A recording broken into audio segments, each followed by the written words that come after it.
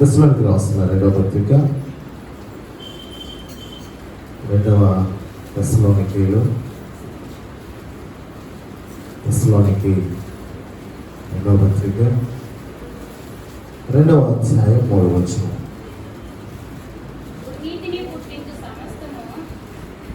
రెండవ అధ్యాయం 3వ వచనం. మొదట భ్రష్టత్వము సంభవించి నాశన పాత్రుడగు పాప పురుషుడు బయలు పడితేనే గాని ఆ దినము రాదు. ఒకసారి నేను చదువుతాను, అందరూ కూడా ఆ మాటను పలకాలని నేను ప్రయత్నం కోరుతూ ఉన్నాను. మొదట అందరి పనులు మొదట భ్రష్టత్వము సంభవించి నాశన పాత్రుడగు పాప పురుషుడు బయలు పడితేనే గాని ఆ దినము రాదు. అపోస్తలుడైనటువంటి పౌలు గారు యేసు ప్రభువు వారి యొక్క రాకడికి ముందు లోకంలో కానీ ఇటు సంఘాలలో కానీ కుటుంబాలలో కానీ ఏమి జరగబోతుందో ఈ వాక్యం ద్వారా పౌలు గారు ఈరోజు మనతో మాట్లాడుతూ ఉన్నారు. ప్రభువు ఆ రోజు ఆయన ప్రేరేపించి వ్రాయించినటువంటి మాటలు ఈ కాలాన్ని బట్టి ఈ వాక్యం ద్వారా దేవుడు మనతో మాట్లాడుతూ ఉన్నారు. ఆమేన్, హల్లెలూయా. భ్రష్టత్వము అనగా నీతి అనేటటువంటిది నీరు కారిపోయినటువంటి రోజు. నీతికి సంబంధించిన విలువలు అంటే భ్రష్టత్వం అనగా నీతి విలువలు నీరు కారిన రోజు. ప్రియమైన దేవుని సంగమా, ఈ లేఖనం మనకు తెలియజేస్తున్నటువంటి మాట ఏంటంటే యేసుక్రీస్తు యొక్క రాకడికి ముందు మొదట భ్రష్టత్వము సంఘాలలో జరుగుతూ ఉంది. అదే భ్రష్టత్వము కుటుంబాలలో జరుగుతూ ఉంది. ఈ కుటుంబంలో కానీ సంఘములో కానీ భ్రష్టత్వం అనేది ప్రారంభించబడిన తర్వాత పాప పురుషుడు బయటపడతాడు. కుటుంబంలోనైనా సరే సంఘంలోనైనా సరే పాప పురుషుడు అనగా సాతానుడు బయలు పరచబడిన మరుక్షణమే యేసు ప్రభు వారి యొక్క ప్రత్యక్షత జరగబోతూ ఉంది. ఆమేన్. బాగా అర్థం చేసుకోవాలి. ఇటు కుటుంబంలో కానీ అటు సంఘంలో కానీ భ్రష్టత్వం అనేది అంటే నీతి విలువలు నీరు కారిపోయే రోజు ఒకటి ఉంది. అది జరిగిన వెంటనే ఆ సాతాను అనేటటువంటి అంటే పాప పురుషుడు బయలుపరచబడతాడు. ఆ సాతాను బయలుపరచబడినటువంటి మరుక్షణం యేసుక్రీస్తు యొక్క ప్రత్యక్షత కలుగుతూ ఉంది అని పౌలు గారు మాట్లాడుతున్నారు. సంఘానికి కలుగుబోయే భ్రష్టత్వాన్ని గురించి ఈ మాట పౌలు గారి యొక్క ప్రవచనం అయి ఉంది. ఆమేన్, హల్లెలూయా. నిజంగా మనం గమనిస్తే ఈ రోజుల్లో యేసు ప్రభు వారిని నమ్ముకుని ఆయన ఆరాధిస్తూ స్తుతిస్తూ ఘనపరుస్తూ నీవే నా దేవుడవు అని అన్నిటినీ కూడా సమస్తాన్ని కూడా సమర్పించుకున్న మందిరానికి వస్తున్నటువంటి క్రైస్తవుల్లో ఈరోజు ఏది సరైన బోధో తెలియనటువంటి గందరగోళమైనటువంటి పరిస్థితుల్లో ఉంటూ ఉన్నారు. ఏ సంఘము మంచిదో ఏ సంఘము మంచిది కాదో అనేటటువంటి గందరగోళంలో కూడా ఉంటూ ఉన్నారు. ఏ సేవకుడు నిజమైనటువంటి భక్తి కలిగిన సేవ చేస్తూ ఉన్నాడో, ఏ సేవకుడు ఉద్యోగంలాగా ఏదో అంటే ఒక వ్యక్తి ఆఫీస్కి వెళ్ళినట్టుగా, ఒక వ్యక్తి ఉద్యోగానికి వెళ్ళినట్టుగా ఉద్యోగంలాగా అంటే ఆ సమయానికి వచ్చి వెళ్ళిపోతా ఉన్నాడో, ఏ సేవకుడు వ్యాపారంలా చేస్తూ ఉన్నాడో తెలియనటువంటి గందరగోళ పరిస్థితుల్లో ఈరోజు సంఘాలు ఉంటూ ఉన్నాయి. వీటన్నిటినీ విశ్వాసులు అర్థం చేసుకోలేక, విశ్వాసులు బేరేజీ వేసుకోలేక, ఏది నిజం ఏది అబద్ధమో గమనించలేక, ఏ సేవకుడు మంచివాడో ఏ సేవకుడు మంచివాడు కాదో తెలుసుకోలేక, ఏ సంఘం క్రమశిక్షణ కలిగిన సంఘం ఏ సంఘం క్రమశిక్షణ లేని సంఘంగా ఉందో అర్థం కానటువంటి పరిస్థితుల్లో ఏ సంఘానికి వెళ్ళాలో అనేక మంది ప్రజలకు అర్థం కాక ఏ సంఘము మనకొద్దు, మనందరం ఇంట్లో హాయిగా ప్రార్థన చేసుకుందాం, మనం ఇంట్లో ప్రార్థన చేసుకుని మనకున్నటువంటి భక్తిని మనం కాపాడుకుందాం అనేటటువంటి దినాల్లో మనం ఉంటూ ఉన్నాం. మీరు గమనిస్తే నాకు సంఘానికే పోబుద్ధి కావటం లేదు అంటాం. కారణం భ్రష్టత్వం అనేది అక్కడ ప్రారంభమైంది. నీతి అనేటటువంటి విలువలు ఆ సంఘంలో లేకపోవటం వల్ల, నీతిని అనుసరించేటటువంటి సేవకుడు ఆ సంఘంలో లేకపోవడం వల్ల, నీతిని అనుసరించేటువంటి పరిచారకుల సంఘంలో లేకపోవడం వల్ల, నీతి విలువలను కాపాడే పెద్దల సంఘంలో లేకపోవడం వల్ల, నీతిగా క్రమశిక్షణగా భయభక్తులు కలిగి జీవిస్తున్న విశ్వాసులకు ఏమనిపిస్తుంది అంటే, మనకు గొడవలు వద్దు, సంఘానికి పోకపోయినా పర్వాలేదు, మన విశ్వాసాన్ని మనం కాపాడుకోవాలంటే మనం ఇంటిలో ఉండైనా ప్రార్థన చేసుకుందాం అనేటటువంటి రోజుల్లో మనం ఉన్నాము అంటే దాని అర్థం సంఘాలలో భ్రష్టత్వం అనేది ప్రారంభమైంది.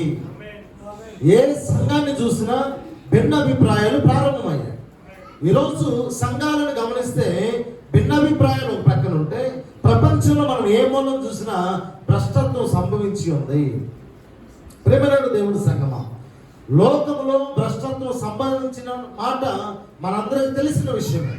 కానీ మనం అర్థం చేసుకోవాల్సింది ఏంటయ్యా అంటే, యేసు ప్రభువారు తన పెళ్లి కుమార్తె కొరకు వరుడుగా రాబోతూ ఉన్నాడు. కాబట్టి ఆ భ్రష్టత్వంలోకి మనం పోకుండా ఉండాలి.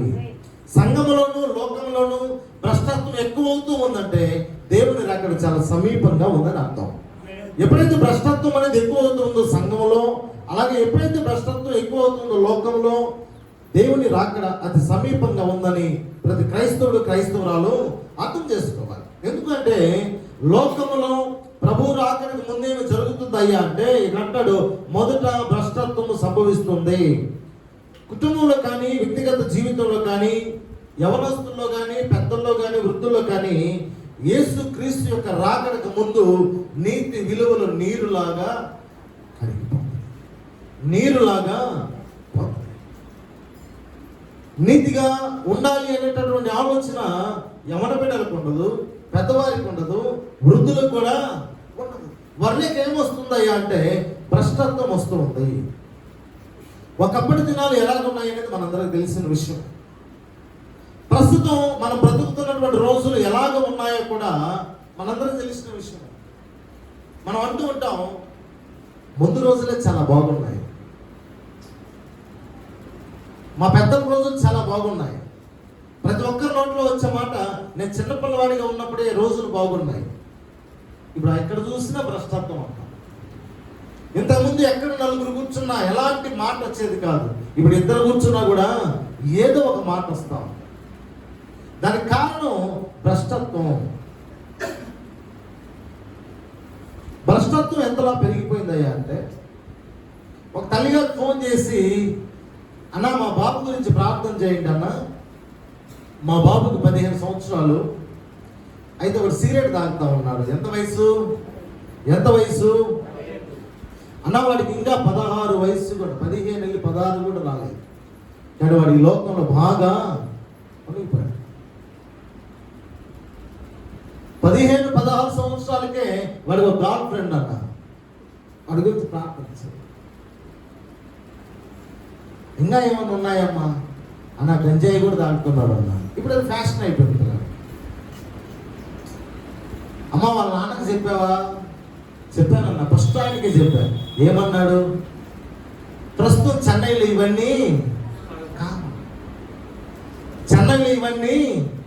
కామన్ అన్నాడన్న. నా గుండెల్లో బరువెక్కింది, భయం వేస్తా ఉంది.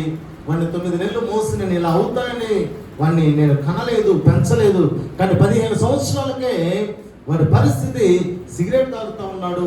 చూసిన వాళ్ళు, మీ వాడు ఒక బైక్లో అమ్మాయిని ఎక్కించుకొని వెళ్తూ ఉన్నాడు, మీ వాడు ఇంకొక స్థలంలో ఉన్నాడు, మీ వాడు గంజాయి తాగుతుంటే ఆ పిల్లలతో తిరుగుతూ ఉన్నాడు అని చెబుతా ఉంటే నా గుండెలు పగిలిపోతున్నాయన్న. వాడిని ఎలా మార్చాలో తెలియక నా భర్త గారి దగ్గరికి వెళ్ళి, అయ్యా వాడు ఈ వయసులోనే ఈ విధంగా చేస్తూ ఉన్నాడంటే అన్నీ తెలుసుకోవాలి, నీకు తెలియదు అంటూ ఉన్నాను. మన పిల్లవాడు అన్నీ తెలుసుకోవాలి అని నాకే ఒక ఎగ్జాంపుల్ చెప్తున్నానన్న. ఆడపిల్లలు తిరిగి చెడిపోతారు, మగపిల్లలు తిరగకపోతే చెడిపోతారని నాకే చెప్తా ఉన్నానన్న. ఏమి చేయాలో నాకు అర్థం కావట్లేదు. దాని అర్థం భ్రష్టత్వం అనేది ఆ తండ్రికి కూడా ఇంపుగా ఉంది. అది తెలుసుకోవటం కాదు, అది తిరగటం కాదు. ఆ కుటుంబంలోకి భ్రష్టత్వం వచ్చిందని ఆ తండ్రి గమనించలేకపోతా ఉన్నాడు. ప్రార్థనా పరురాలైనటువంటి తల్లి మాత్రం గమనించింది.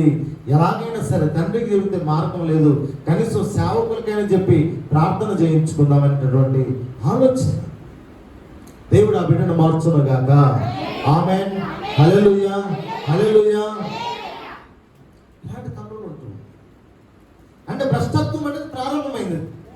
వయసు నుంచే.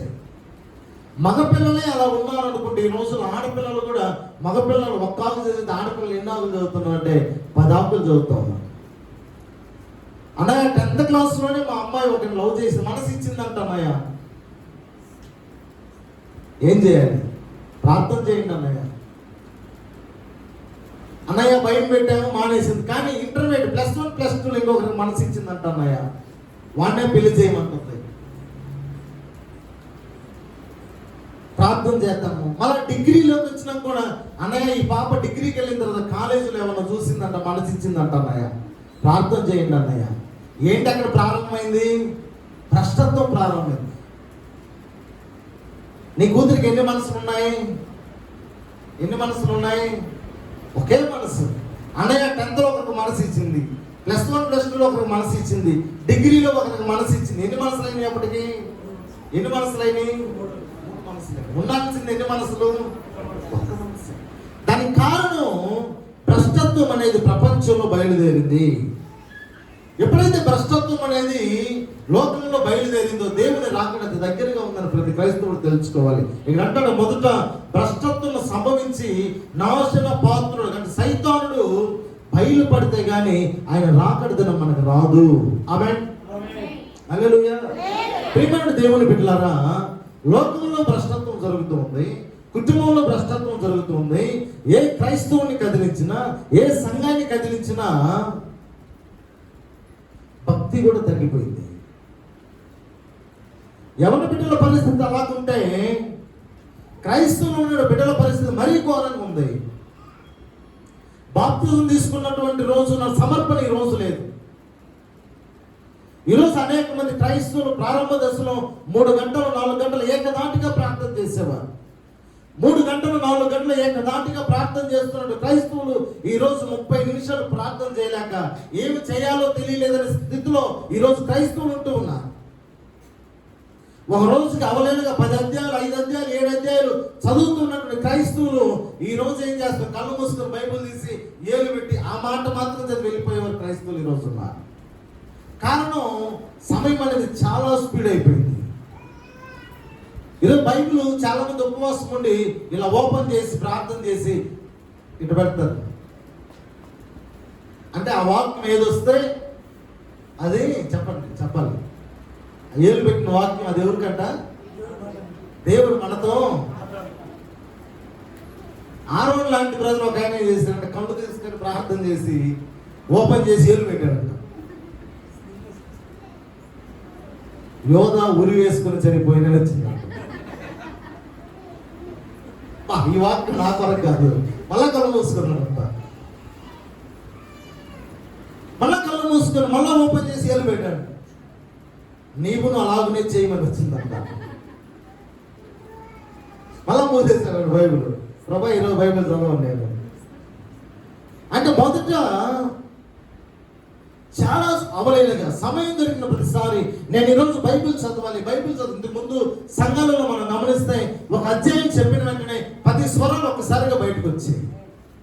దేనికి? అంత స్పీడ్గా రెఫరెన్స్ ఓపెన్ చేసేవారు. ఈరోజు చెప్పిన మినిమం 20 సెకండ్స్ కూడా పుస్తకం రావడం లేదు, స్వరం కాదు కదా. అప్పటి వరకు పేపర్లు ఎత్తుకులాడుతూనే ఉన్నారు. ఎత్తుకులాడి చదవడంలో కూడా ఇప్పుడు ఏమైపోతుంది? ఒకరొకటి ఇంకొకరొకటి అంటే చెబుతున్నటువంటి అధ్యాయాన్ని కూడా చాలా క్లియర్గా వినలేనటువంటి ఆలోచనలతో విశ్వాసులు ఏమైపోయారంటే క్రైస్తవులు ఈ రోజుల్లో దేవునికి దూరం అవుతూ ఉన్నారు. ఈరోజు ఒకసారి ఇక్కడ కూర్చున్న ప్రతి ఒక్కరు, ప్రభు నేను బాప్తిజం తీసుకున్న రోజు, నేను ఎవరి ప్రాయంలో ఉన్నప్పుడు, నేను మందిరానికి దేవుని తెలుసుకుని నేను మొదటిసారి వచ్చినప్పుడు నా భక్తి జీవితం ఎలా ఉంది, నేను ఎంతసేపు బైబిల్ చదివేవాడిని, నేను ఎంతసేపు ప్రార్థన చేసేవాడిని, నేను ఎంతవరకు దేవుని మాటలు మాట్లాడేవాడిని, ఈ రోజు నా స్థితి ఎలాగుంది? ఈరోజు నువ్వు ఎంతసేపు నువ్వు ప్రార్థన చేస్తున్నావు? ఈరోజు ఇన్ని అధ్యాయాలు చదువుతూ ఉన్నావు. ఇంతకుముందు నాలో ప్రతిరోజు బైబిల్ చదివి ప్రతిరోజు ప్రార్థన చేసుకుని భోజనం చేసేదాన్ని. ఈరోజు భోజనం చేయటానికి కూడా సమయం లేనంతగా నీకు పనులు అయిపోయాయి. మధ్యాహ్నం తినాల్సిన భోజనం సాయంత్రం, ఉదయం తినవలసినటువంటి టిఫిన్ మధ్యాహ్నం. అంటే మనకున్నటువంటి పనులు అలాగైపోయాయి. ఒక ప్రైమ్ మినిస్టర్ కూడా ఉండదు, ఆయన కూడా సమయానికి తింటాడు అనుకుంటా. ఓ భారత రాష్ట్రపతి కూడా సమయానికి భోజనం చేస్తాడు, కానీ మనం సమయానికి భోజనం అని అలాంటి పనులు మన మీదకి వచ్చి పడ్డాయి. ఎందుకు నువ్వు ఇలాంటి సందర్భం ఉన్నావంటే నువ్వు దేవుని విడిచి దూరంగా ఉంటూ ఉన్నావు. నీకు వినిపిస్తున్న బోధ సరైన బోధ కాదు. నువ్వు వెళుతున్నటువంటి సంఘం సరైనటువంటి మార్గంలో నువ్వు నడిపించట్లేదు.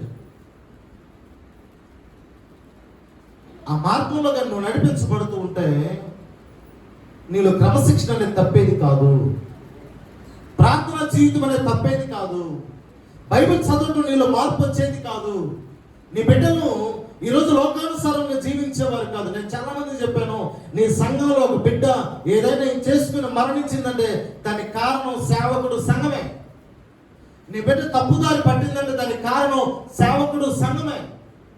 ఒక కుటుంబం నాశనం అయిపోతుందంటే దానికి కారణం సేవకుడు సంఘం. ఎందుకంటే దేవుడు వారిని మలచి సంఘంలో కూర్చొని పెట్టిన తర్వాత వారిని మంచి మార్గం నడిపించాల్సిన బాధ్యత సంఘం మీదను సేవకుని మీదను ఉంది.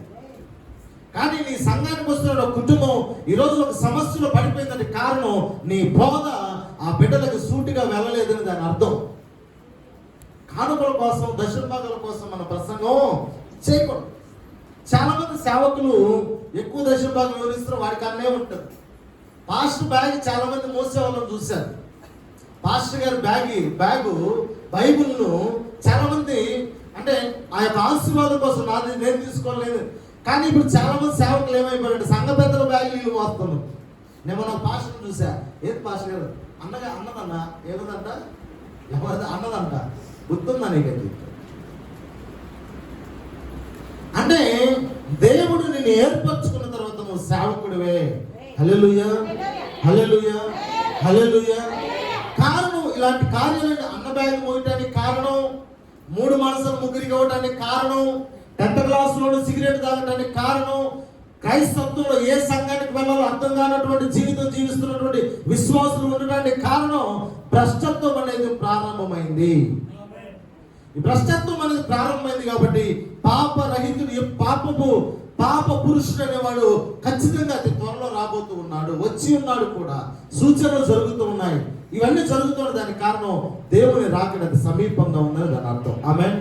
అందుకే దేవుని రాకడది సమీపంగా ఉంది కాబట్టి లేఖనంలో ఒక మాట అంటాడు. మత్తయి సువార్త 24వ అధ్యాయం 4వ వచనాన్ని మనం చూసినప్పుడు, మత్తయి సువార్త 24వ అధ్యాయం ఎవడును మిమ్మల్ని మోసపరచకుండా చూచుకొనుడి. మొదటది గమనించాలి. ఎవరును మిమ్మల్ని మోసపరచకుండా చూచుకోండి. నీ మీద ప్రేమ ఉన్నటువంటి వాడు నిన్ను బాగుపరచడానికి నీకు అవసరమైతే గాయాలైనా చేస్తాడు. కానీ నువ్వు అంటే నాశనం అయిపోవాలని నేను కోరుకునేవాడు వెన్నపూస లాంటి మాటలు నీతో మాట్లాడుతూ ఉంటాడు. నువ్వు తప్పు చేసినా కూడా లేదు అది కరెక్ట్ అంట. నువ్వు తప్పు మాట్లాడినా కూడా ఏదో ఒక సందర్భాన్ని తీసుకొచ్చి అమ్మా నువ్వు మాట్లాడేది కరెక్ట్ అన్నా, అక్క నువ్వు మాట్లాడేది కరెక్ట్ అక్క అంటే మనం మాట్లాడినటువంటి మాటని, మనం చేసినటువంటి తప్పుని, తప్పైనటువంటి భావనలో మాట్లాడే ప్రతి మాటని మన మనసుకు నువ్వు మాట్లాడేది కరెక్టే, నువ్వు చేసింది కరెక్టే అనేటువంటి భావన కలిగించి ప్రతి ఒక్కరు మన నాశనాన్ని కోరుకుంటూ ఉన్నామని దాని అర్థం.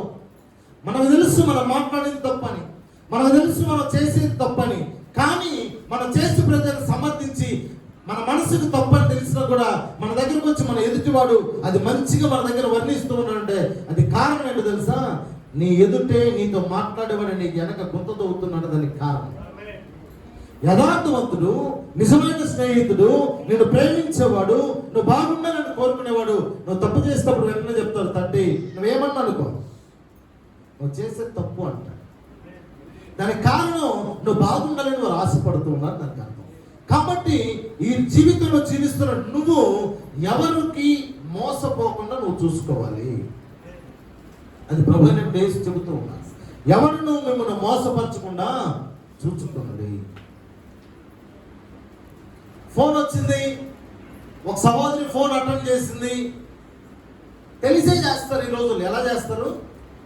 అయ్యో నీకు వచ్చిందా సిస్టర్, తెలియక చేశాను సిస్టర్, పర్వాలేదులయ్యా పర్వాలేదులయ్యా అంటున్నాగానే ఇంకొక మాట మాట అవునా సిస్టర్ ఎలా ఉన్నారు, ఎందుకు వచ్చింది ఆ మాట, ఎలా ఉన్నారు అని అడిగిన మాట పర్వాలేదయ్యా అనబట్టి. ఎలా ఉన్నా బాగున్నానయ్యా, మీరు ఎలా ఉన్నారు, ఇంకంతటితో కట్ చేయదు ఫోను. 60 సెకండ్లు మాట్లాడుతుంది, 1 నిమిషం. 60 సెకండ్లు 10 రోజులతో 60 నిమిషాలు అవుతాయి. 60 నిమిషాలు 60 గంటలుగా మారుతాయి ఒక నెలలో. అలాంటి రోజులు ఈ రోజుల్లో ఉన్నా. అంటే మొదట నీ జీవితం, నీ బిడ్డల జీవితం నాశనం అవడానికి మొదట సైతానుడు ఫోన్ అనే వాటిని నీ చేతిలోకి తీసుకొచ్చేసాడు. నేను మోసం చేయకుండా నువ్వు దానిని కూడా గమనించాలి.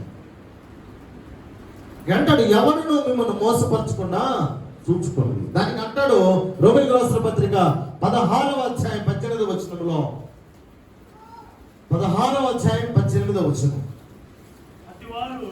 అట్టివారు మన ప్రభు అయిన క్రీస్తుకు కాక తమ కడుపునకే దాసులు, వారి ఇంపైన మాటల వలనను ఇచ్చకముల వలనను నిష్కపటుల మనుషులను మోసపుచ్చుదురు. దేవుని బిడ్డల గురించి కూడా చెబుతున్నాడు. వీళ్ళు క్రీస్తు కొరకు కాదంట. సేవకుడైనా సరే, సంఘ విశ్వాసులైనా సరే, సంఘ నాయకులైనా సరే, సంఘ పరిచారకులైనా సరే, సంఘ పెద్దలైనా సరే, రెవరెండ్లైనా సరే, బిషపులైనా సరే, డాక్టర్లైనా సరే, ఎవరైనా సరే ప్రభు అయిన క్రీస్తు కొరకు కాక తమ కడుపునకే దాసులు. ఎందుకు ఇంత కష్టపడుతున్నాను అంటే దేనికంట, జానడు పొట్ట కొరకు సార్.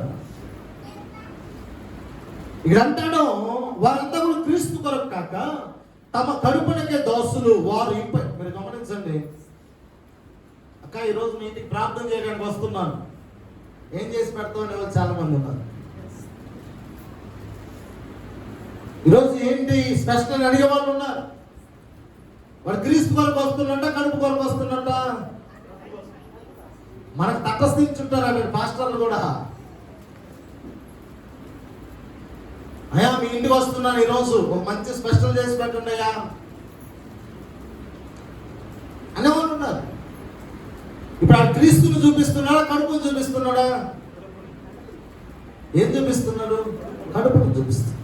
అలా కడుపును చూపించే ప్రతి సేవకుడు, సంఘ పెద్దలు కూడా, అమ్మా ఈరోజు మీ ఇల్లు అవన్నీ ముగించుకొని మీ ఇంటికి వస్తున్నాం, ఏదైనా ఒక మంచి కాఫీ పెట్టమ్మా, మంచి స్నాక్స్ అమ్మా, మంచి ఫుడ్ పెట్టమ్మా అని వాళ్ళు ఉన్నారు. వాళ్ళు కూడా ఏం చూస్తున్నట్టుగా, నువ్వు హౌస్ విజిటింగ్ చేసేది క్రీస్తుని చూపించడానికా, కడుపు కోసమా? క్రీస్తుని చూపించడానికి వెళ్ళాలి.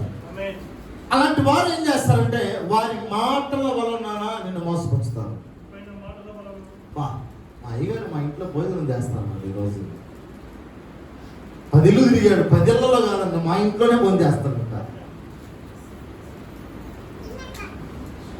అలాంటి మాటలు, అలాంటి ఇచ్చకపు మాటల వలన నిష్కపటమైనటువంటి, కపటమైన మనసు కాదు, ఒకరినొకలాగా చూసే మనసు కాదు, ఒకరినొకలా ప్రేమించడం ఇంకొకలా ప్రేమించే మనసు కాదు, యథార్థంగా జీవిస్తున్నటువంటి కుటుంబం, మంచి పేరు కలిగినటువంటి కుటుంబం, నిష్కపటమైనటువంటి మనసు కలిగినటువంటి కుటుంబం.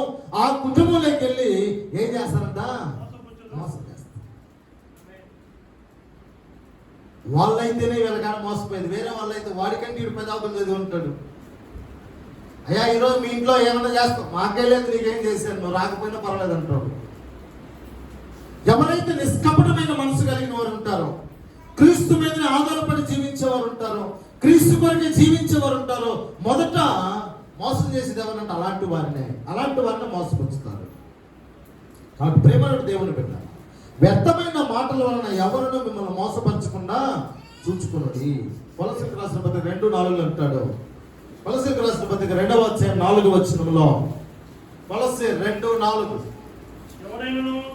ఎవరైనాను చక్కని మాటల చేత మిమ్మల్ని మోసపరుచుకున్నట్లు ఈ సంగతిని చెప్పుచూ ఉన్నాను.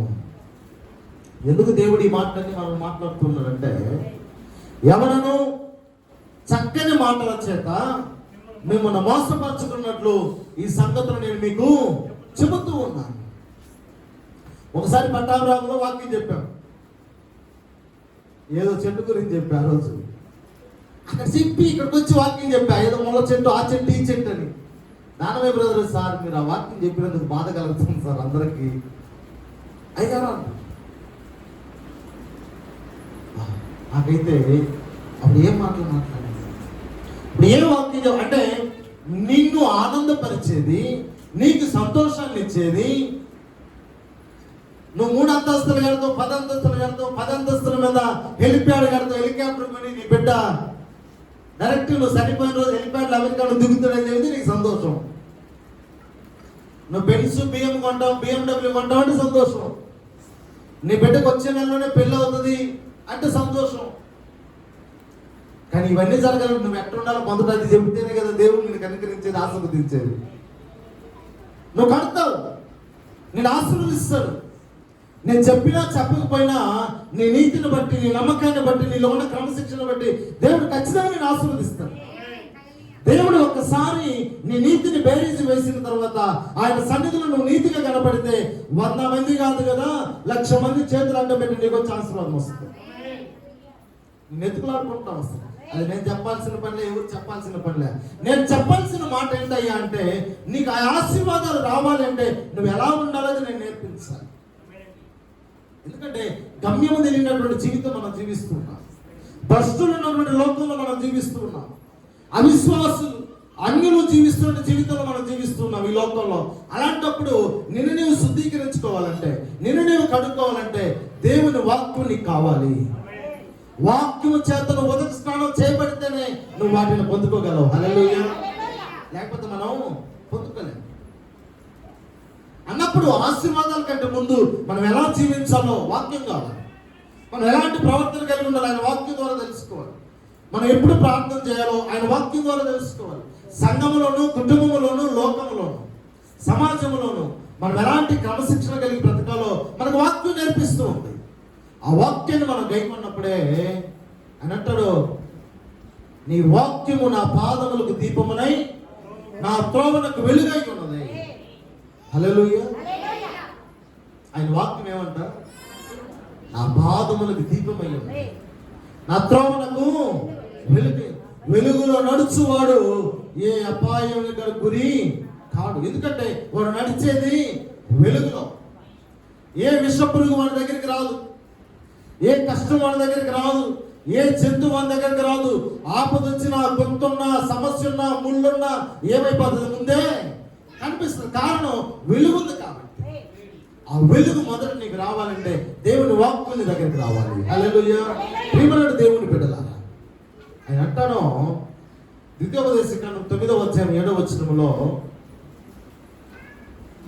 ద్వితీయోపదేశకాండం ఇశ్రాయేలుతో మాట్లాడుతూ దేవుడు 9వ అధ్యాయం 7వ వచనములో, అరణ్యములో నీవు నీ దేవుడైన యెహోవాకు కోపము పుట్టించిన సంగతిని జ్ఞాపకం చేసుకున్నాము, దానిని మరువద్దాం. మొదట నువ్వు ఆశీర్వదించబడకపోవడానికి కారణం, నీ బిడ్డలు ఆ విధంగా తయారవడానికి కారణం, నీ కుటుంబం ఈరోజు ఒక అగాధంలో పడిపోవడానికి కారణం ఏంటనేది మొదట నువ్వు తెలుసుకోవాలి. అయ్యా, ఎందుకు నా కుటుంబం ఇలా అయింది, ఎందుకు నా కుటుంబం మీద, నా మీద నీకు అంత కోపం, నేనేం చేశాను ప్రభుని మొదట ప్రార్థన చేయి. చేసేదేమో పాపిష్టి పనులు, కోరుకునేదేమో పరలోకాన్ని. ఒకసారి చెప్పాను మీకు, చేసేదేమో కోరుకునేదేమో పోతామా.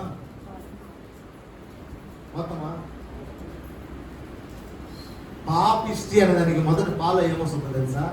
దీర్ఘం వస్తుంది. ఏమొస్తుంది? దీర్ఘం వస్తుంది. పరలోకానికి దీర్ఘం, దేనికి దీర్ఘం వస్తుందో తెలుసా? పాతాళానికి దీర్ఘం వస్తుంది. పరిశుద్ధత జీవితం దీర్ఘం రాదు, పరలోకానికి కూడా దీర్ఘం. ఆ పావేరు ఈ పావేరు. నువ్వు దీర్ఘించినటువంటి పాపం ఉంటే అయిపోయింది నీ జీవితం. దీర్ఘం లేని పాపమే ఉండాలి. హల్లెలూయా, హల్లెలూయా. ఇశ్రాయేలీయులు యేసు ప్రభువుని ఎరిగినప్పటికీ కూడా ఆయన ఏం చేశారంటే ఆయన కోపం పుట్టించారు. వారి ప్రవర్తన వల్ల, వారి మాటల వల్ల, వారి నడవడిక వల్ల, వారి ఆలోచనల వల్ల దేవుడికి ఏం పుట్టించారు. అందుకే దేవుడు అంటాడు, అంటాడు, అదే 9వ అధ్యాయం 24వ వచనంలో ఒక మాట అంటాడో, ద్వితీయోపదేశ కాండం 9వ అధ్యాయం 24వ వచనంలో, నేను మిమ్మల్ని ఎరిగిన దినము మొదలుకొని పేరుకు మాత్రమే మారు మనసు, పేరుకు మాత్రమే బాప్తిజం, పేరుకు మాత్రమే ప్రభు సంస్కారం, ప్రభు బల్ల, పేరుకు మాత్రమే సంఘంలో పాటలు పాడేది, పేరుకు మాత్రమే ఆరాధన చేసేది, పేరుకు మాత్రమే ప్రార్థన చేసేది. దేవుడికి తెలుసు అంట మన గురించి. నువ్వు ఎక్కడికొచ్చి పాట పాడి ప్రార్థన చేసి అలా ఆడిపోయి ఏం చేస్తామో తెలుసు దేవుడు. ఆదివారం రోజు మాత్రం బ్రహ్మాండంగా సూపర్గా ఉండి సోమవారం శనివారం దాకా ఏం చేస్తున్నావు కూడా దేవుడు తెలుసు. మన దేవుడు ఎవరు? ఎక్కడ? రహస్యమందును కూడా చూస్తున్న దేవుడు అయి ఉన్నారు. హల్లెలూయా. ఆయన ఎవరంట? చూచే దేవుడు. ఎవరంట? చూచే దేవుడు. ఫోన్ రింగ్ అయితే ఆలస్యం, ఎక్కడికి వెళ్ళిపోతాం? సీక్రెట్ కాల్ అయితే ఒకటి మొట్టమొదటికి వెళ్ళిపోతాం, లేదా బెడ్రూమ్లోకి వెళ్ళి వాకులు వేసుకుంటాం. ఇప్పుడు కొంతమంది టాయిలెట్లో కూడా మొబైల్ వేసిపోతున్నారు. బ్యాక్ మొత్తం టాయిలెట్కి వచ్చి ఆ ఫోన్కి వచ్చి, ఆ ఫోన్ మళ్ళీ హాల్లోకి వచ్చి, హాల్లో నుంచి టీవీ రిమోట్కి వెళ్ళి, ఎందుకు ఆ ప్లేస్లో ఏంటి అంట? రహస్యమైనటువంటి ప్లేస్. కానీ మనుషులు చూస్తారని దాక్కుంటుంది, మనుషులు చూస్తారని దాక్కుంటుంది, మనుషులు చూస్తారని మిద్ది మీదకి వెళ్ళి మాట్లాడుతుంది, మనుషులు చూస్తారని బెడ్రూమ్లోకి వెళ్ళి మాట్లాడుతుంది, మనుషులు చూస్తారని ముసిగేసుకొని మాట్లాడుతుంది. మన దేవుడు మనుషులు చూడని స్థలాన్ని కూడా చూసి దేవుడు అయి ఉన్నాడు. హల్లెలూయా. ఆయన ఎవరంట? రహస్యమందు చూస్తున్న దేవుడు అయి ఉన్నాడు. నువ్వు రహస్యంగా పోతా ఉంటావు, ఎవరు చూడకూడదని. నీకంటే ముందు ఆయన అడిగిపోయి ఉంటాడు, నువ్వేం చేస్తున్నావు చూడాలి. ఇప్పుడు వచ్చాయి చెన్నైలో సీసీ కెమెరాలు. నువ్వు పుట్టక ముందే దేవుడిని కూడా సీసీ కెమెరా పెట్టాడు. నువ్వేం చేస్తా ఉన్నావు, ఏం తింటా ఉన్నావు, ఎలా తిరుగుతూ ఉన్నావు. మనం బయట సీసీ కెమెరాలు చూస్తున్నాం, లోపల కూడా సీసీ కెమెరాలు పెట్టాడు మన ప్రభు మనకి. నువ్వేం ఆలోచిస్తా ఉన్నావు? హల్లెలూయా. నువ్వు కన్ను మూసిన ఆ సీసీ కెమెరా కాడికి వెళ్ళిపోతావు. ఇదిగయ్యా రికార్డ్ అది. హల్లెలూయా. మిమ్మల్ని ఎరిగిన దిన మొదలుకొని మీరు యెహోవా మీద తిరుగుబాటు అనగా ఏంటంటే, అయ్యా నువ్వంటే నాకు చాలా ఇష్టం, నువ్వంటే నాకు మంచి ప్రేమ, నువ్వు చెప్పిందే నేను వింటానని చెప్పి వినకపోతే తిరుగుబట్ట కాదా? నటన చేస్తే తిరుగుబట్ట కదా? ప్రభువా, ఈ లోకముల నుంచి నేను సమస్తాన్ని విసర్జించి నేను నీ బిడ్డగా మారి, ఇదిగో నా రాతి గుండెని తీసివేసి మాంసపు గుండెగా మార్చుకొని నీ సన్నిధిలో వచ్చి, ఇదిగో నేను 3 వారాలు, ఎన్ని వారాలు బాప్తిజం ఇవ్వాలంటే 3 నెలలు, మనం 3 రోజులకైనా ఇస్తాం.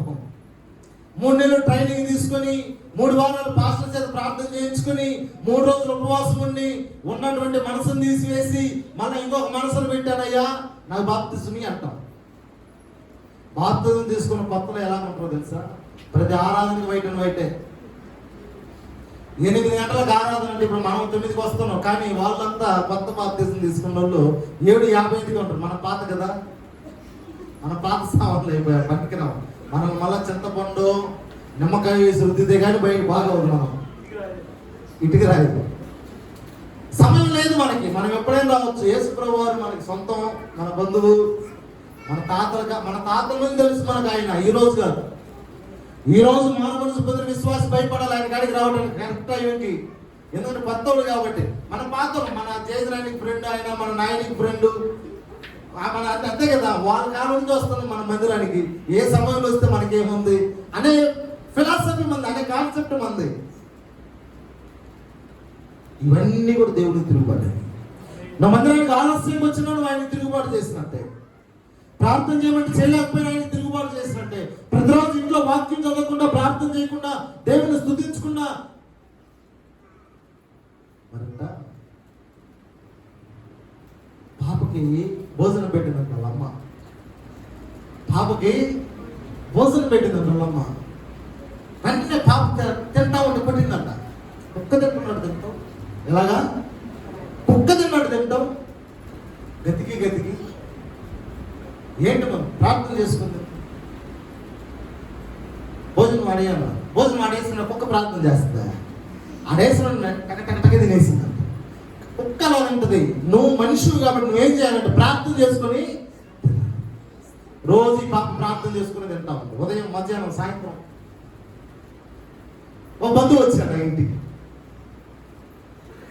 ఆ బంధువుకి టిఫిన్ భోజనమో లంచ్ పెట్టిందామా, ఆయన ప్రార్థన చేసుకుని అలవాట్లేదు. ఆ డైనింగ్ టేబుల్ మీద ఆయనకి ఆ పాపకి అందరూ పెట్టారు. ఆయన నాకు వేసిన వెంటనే మాత్రంగా తినేశాడు.